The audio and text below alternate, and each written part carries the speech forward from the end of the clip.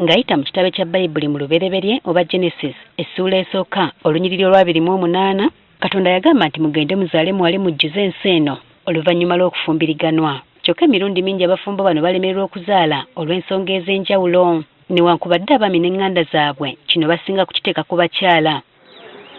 Omusawo omukugu mu by'okuzaala n'okujjanjabisa ebyuma Aida Nassolo okuva ku Wandegeya Imaging Center agamba ekizibu kino kikosa abasajja nga bwe kikosa abakazi. Omusajja asobola okuba omugumba ate obugumba buli 50% mu bakyala 50% mu baami.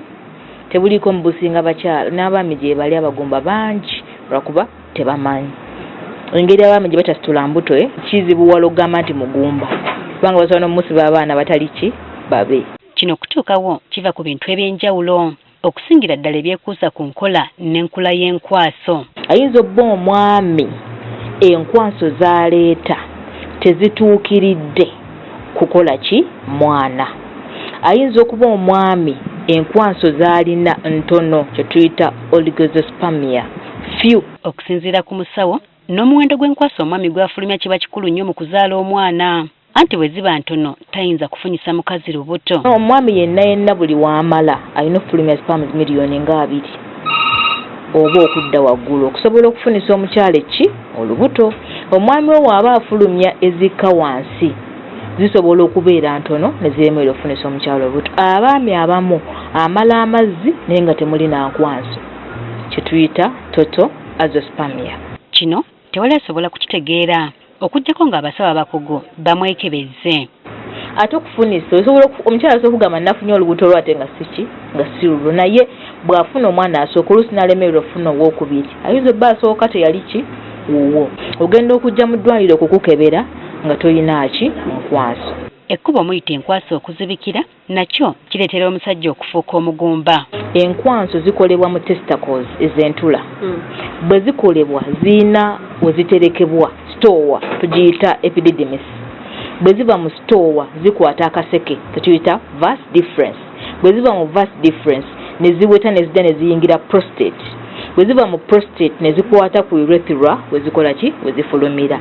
Kati mu makkati ekkubo eryo nga bwe ndikulaze ekintu kyonna ekizibikira ekkubo eryo kikose ki enkwaso. Kuba ayinza obba waliwo ewaziba oba ng'omuntu yafuna infection n'erya stowa epididymis oba yafuna what we call epididymitis stowa nekola ki n'erwala n'ezibikira. Waliwo n'abasajja abalina enkwaso ennema. Abaami abamu ng'alina enkwaso nnyingi naye ng'ezimu tezirina mitwe ezimu tezirina mikira nga tesobola kugenda mu ggi lya mukyala kukola ki ng'omukyala ali fine. Kino kisobola okuva ku nsonga ez'enjawulo okuli obutonde okwekuumira mu bbugumu n'ebirala. Etukiyita oligoastheroteratospermia kisobola okuva mu butonde bwo. Testicles zisensinga nnyo ebbugumu. Bwe zisensinga ebbugumu emisuwa ne gigaziwa the blood vessels ne zikola what we call varicocele.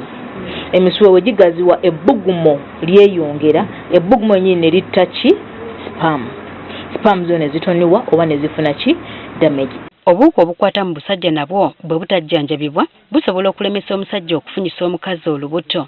Bukka munda mu nnyini mu testicle ne butandika okugirya. Kyokka waliwo obuwuka we buli okulya we wakolebwa ki enkwaso.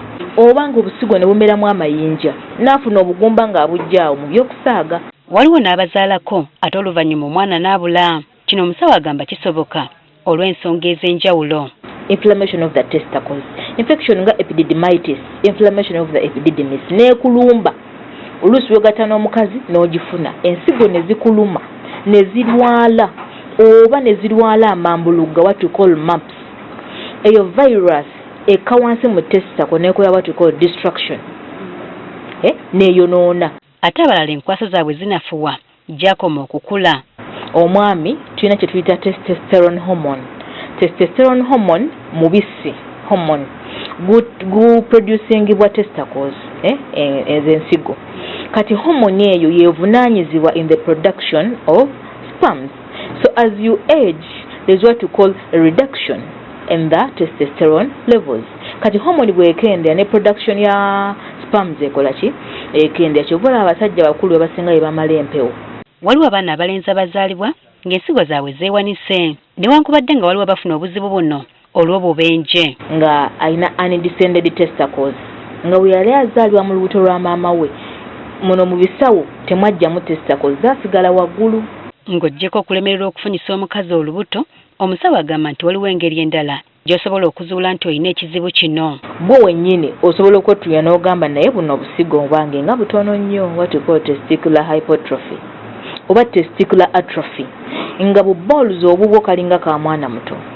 So the first thing would be buuza omusawo. Era onaakubiriza abantu okusooka okwekebeza naddala omusajja nga tonnawasa mukyala osobola okuyambibwa nga bukyali. Okusinziira ku musawo emikisa gy'obugumba mu bakyala n'abaami gyenkanankana kale ng'okutuuka ku kyenkomeredde kwani avaako obuzibu kirina kuva mu basawo abakugu. Jennifer Kabaale agafeeyo ku Spark TV.